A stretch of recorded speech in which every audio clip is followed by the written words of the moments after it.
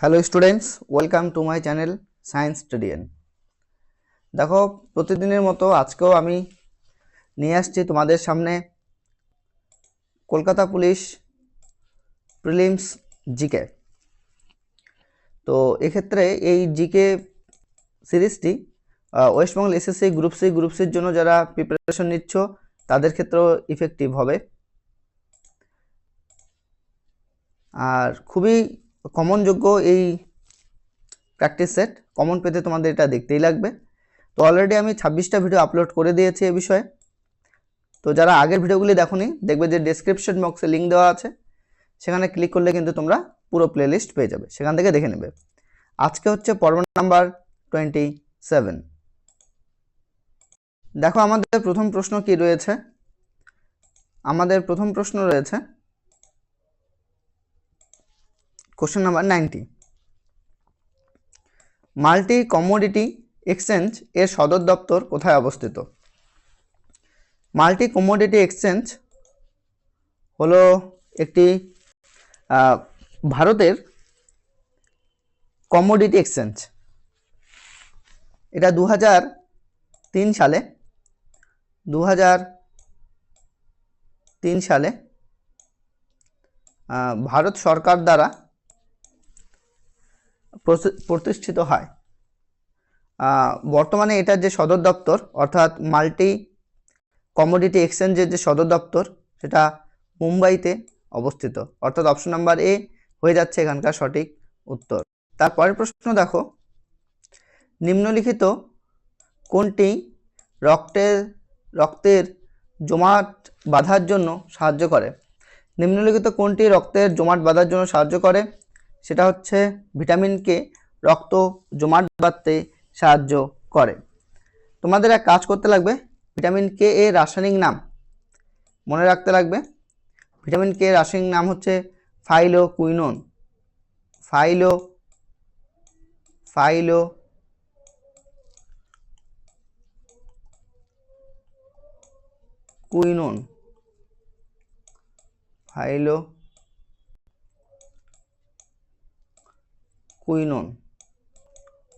ফাইলোকুইনোন, এটা হচ্ছে vitamin K এর রাসায়নিক নাম।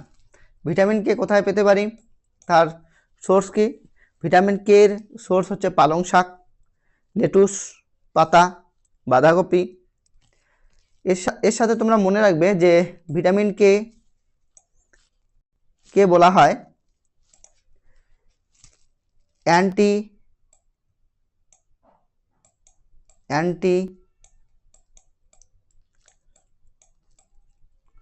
হেমোরেজিক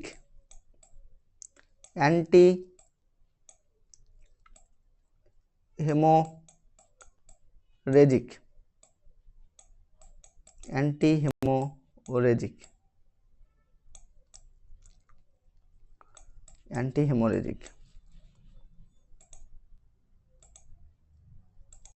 তারপরের প্রশ্ন দেখো, বিশ্বের বৃহত্তম সমুদ্র বন্দর কোথায় অবস্থিত?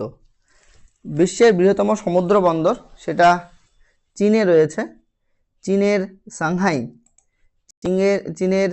যে সাংহাই, সেখানে বিশ্বের বৃহত্তম সমুদ্র বন্দর অবস্থিত। দেখো তার পরের প্রশ্ন, কোশ্চেন নাম্বার 93।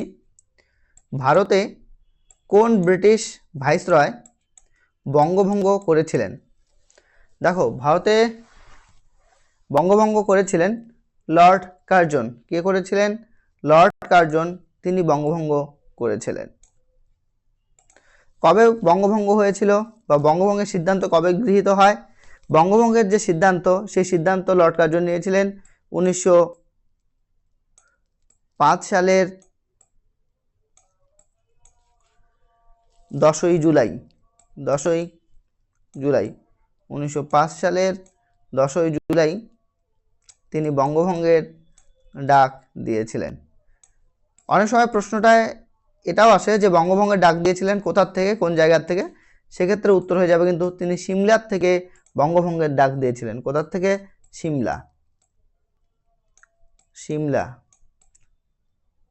সিমলার থেকে তিনি বঙ্গভঙ্গের ডাক দিয়েছিলেন। আচ্ছা, এটা হচ্ছে 1905 সালের 10ই জুলাই, এটা হচ্ছে বঙ্গভঙ্গের সিদ্ধান্ত গৃহীত হয়েছে। তবে বঙ্গভঙ্গের যে সিদ্ধান্ত সেটা কার্যকর হয় 1905 সালের 16ই অক্টোবর 1905 সালের 16ই অক্টোবর এটা কার্যকর হয়। তোমরা মনে রাখবে বঙ্গভঙ্গের ডাক দিয়েছিলেন লর্ড কার্জন, কিন্তু বঙ্গভঙ্গকে রদ করেছিলেন লর্ড হার্ডিঞ্জ। কে? Lord Hardinge. আমি লিখে দিচ্ছি, লর্ড হার্ডিঞ্জ। লর্ড হার্ডিঞ্জ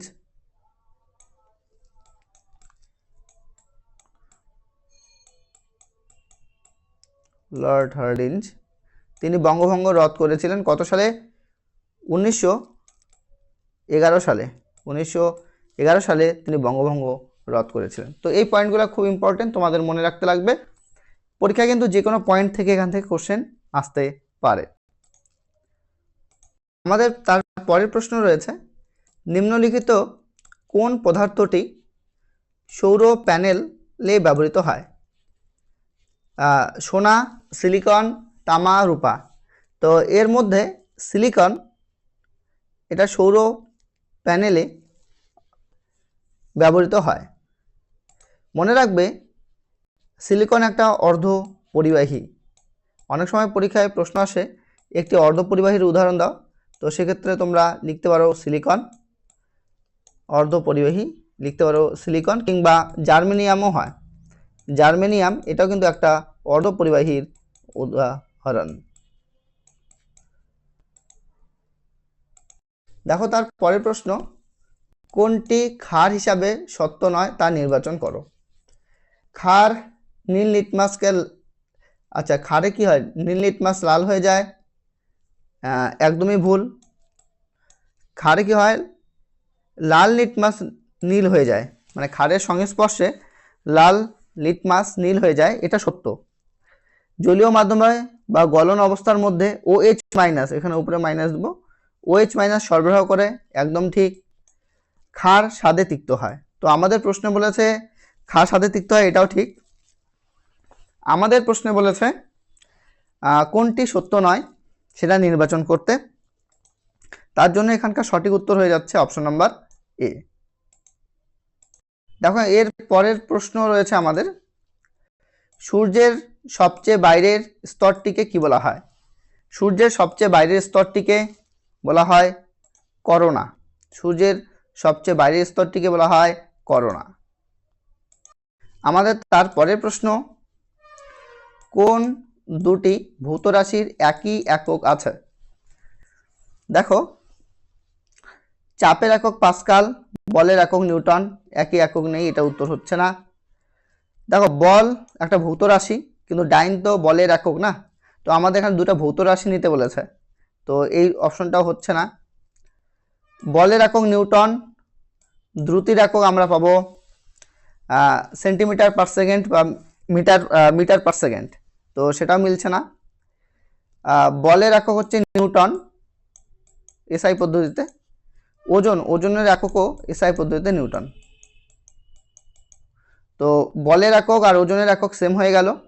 তো আমাদের প্রশ্নে বলেছে একক সেম হতে লাগবে, অর্থাৎ যে দুটি ভৌত রাশির একই একক আছে সেটা নির্বাচন করতে বলেছে। তার জন্য আমাদের এখানকার সঠিক উত্তর হয়ে যাবে অপশন নাম্বার ডি হয়ে যাবে এখানকার আমাদের সঠিক উত্তর। দেখো তার পরের প্রশ্ন, যদি একটি এরোপ্লেন 400 মিটার দূরত্ব অতিক্রম করেও 20,000 এটা জুল হবে, 20,000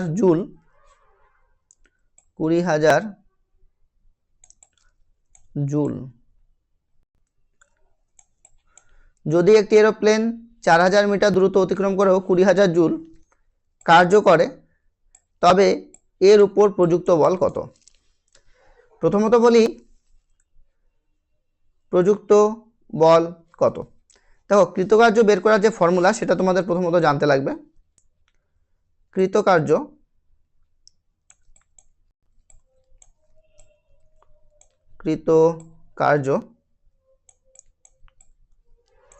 কৃতকার্য বের করার ফর্মুলা হচ্ছে কৃতকার্য ইকুয়াল টু বল ইন্টু সরণ, এটা হচ্ছে কৃতকার্যের ফর্মুলা। অর্থাৎ ডাব্লিউ, কৃতকার্যকে যদি ডাব্লিউ বলি, ডাব্লিউ হচ্ছে ওয়ার্ক ডান, বলের একক হচ্ছে এফ, না বলকে আমরা ফোর্স বলি এফ ইন্টু এস বা এফ ইন্টু ডি দিলেও হতো, ডিসপ্লেসমেন্ট। তো W equal to F into S. তো এখানে ভ্যালু পুট করো। তো 400 মিটার, এটা কি দেওয়া আছে, দূরত্ব। তো এস এর ভ্যালু আমরা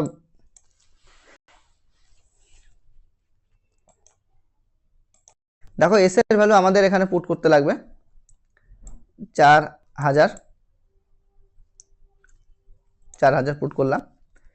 তো আমাদের প্রযুক্ত বলের পরিমাণ বের করতে বলেছে, এফ বের করতে বলেছে।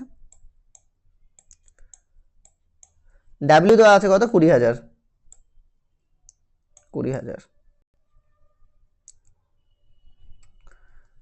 3টা শূন্য কেটে গেল, 4 দিয়ে যদি আমরা 20কে কেটে দিই 5 আসবে। অর্থাৎ এফ এর ভ্যালু চলে আসলো 5 নিউটন। তাহলে কত পরিমাণ বল প্রযুক্ত হবে, এক্ষেত্রে বল প্রযুক্ত হবে হচ্ছে 5 নিউটন। পরের প্রশ্ন রয়েছে, বাতাসে শব্দের গতিবেগের চেয়ে বেশি গতিবেগ কে বলে? বাতাসে শব্দের গতিবেগের চেয়ে বেশি গতিবেগকে কি বলে? দেখো যখন কোনো বস্তু বায়ুতে শব্দের গতিবেগের চেয়ে বেশি গতিবেগে যায়, কি বললাম, কোনো বস্তু শব্দের গতিবেগের চেয়ে বেশি গতিবেগে যায়, তখন ওই বস্তুর গতিবেগকে বলা হয় সুপারসনিক। গতিবেগকে কি বলা হবে, সুপারসনিক। দেখো আমাদের তার পরের প্রশ্ন রয়েছে, নিচের কোনটিকে কম্পিউটারের মস্তিষ্ক বলা হয়? কম্পিউটারের মস্তিষ্ক বলা হয় সিপিইউকে। সিপিইউকে কম্পিউটারের মস্তিষ্ক বলা হয় সিপিইউ। সিপিইউ এর পুরো নামটা তোমরা জানবে, সেন্ট্রাল প্রসেসিং ইউনিট। এটা হচ্ছে সিপিইউ এর পুরো নাম। দেখো তার পরের প্রশ্ন, একটা সিরিয়াল পোর্ট কি কাজ করতে পারে, এটার উপর বেস করে কোশ্চেনটা দিয়েছে। এটা শুধুমাত্র হার্ড ড্রাইভ থেকে তথ্য ট্রান্সফার করতে পারে, নাকি শুধুমাত্র হার্ড ড্রাইভের দিকে তথ্য ট্রান্সফার করতে পারে, মানে হার্ড ড্রাইভ থেকে তথ্য নেওয়া বোঝাচ্ছে, এটা হার্ড ড্রাইভের মধ্যে তথ্য প্রবেশ করানোর বিষয়টা বলছে, নাকি উভয় কাজই করতে পারে, কোনোটি নয়। তো সেক্ষেত্রে আমরা বলবো একটা সিরিয়াল পোর্ট সেটা হার্ড ড্রাইভ থেকে তথ্য নিতেও পারে, আবার তথ্য প্রদান করতেও পারে। তো সেক্ষেত্রে আমাদের অপশন নাম্বার সি হয়ে যাবে কিন্তু এখানে সঠিক উত্তর। আমাদের এর পরের প্রশ্ন রয়েছে, ব্ল্যাক হোল কৃষ্ণ গহ্বর নীতির প্রবর্তক কে? কৃষ্ণ গহ্বর নীতির প্রবর্তক কে? বিজ্ঞানী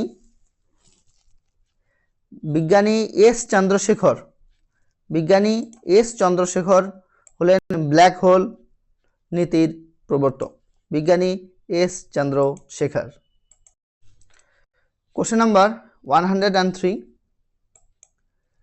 থ্যালাসেমিয়া হলো একটি ছোঁয়াচে রোগ, বংশগত রোগ, যৌন সংসর্গ ঘটিত রোগ, নাকি কোনোটিই নয়?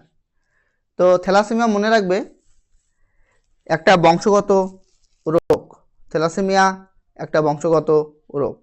ঠিক একই রকমভাবে হিমোফিলিয়া, সেটাও তোমরা মনে রাখবে, সেটাও কিন্তু বংশগত রোগের মধ্যেই পড়ছে। হিমোফিলিয়া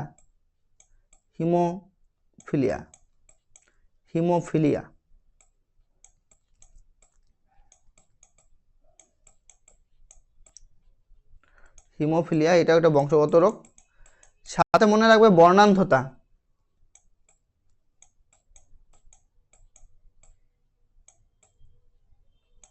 বর্ণান্ধতা, এটা কিন্তু একটা বংশগত রোগ।